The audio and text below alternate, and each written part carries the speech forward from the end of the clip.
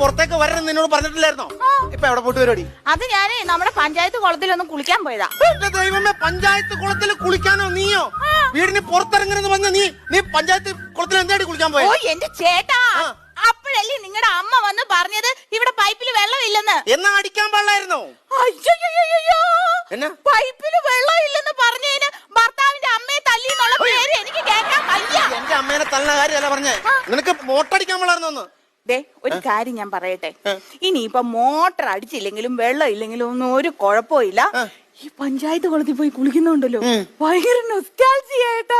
നിനക്ക് എനിക്കറിയാം, നിനക്ക് നൊക്ലാച്ചിയൊക്കെ ഉള്ള ആളാന്നുള്ളവരും. ഒരു കാര്യം ഞാൻ പറഞ്ഞേക്കാം, ഇനി നീ പഞ്ചായത്ത് കുളത്തിൽ കുളിക്കാൻ പോയാ ഞാൻ ഊളിയിട്ട് വന്നതിന് കാച്ചുകുത്തിയാൻ കുത്തുന്നു. മനസ്സിലായിട്ട് എനിക്ക്? നീ പോയി പോണി. നീ നൊക്ലാച്ചിയ എനിക്കെല്ലാം മനസ്സിലാവുന്നുണ്ട്. എനിക്ക് സൗന്ദര്യമില്ല, നിനക്ക് നൊക്ലാച്ചിയ. ഒപ്പം നീ കേട്ടോ.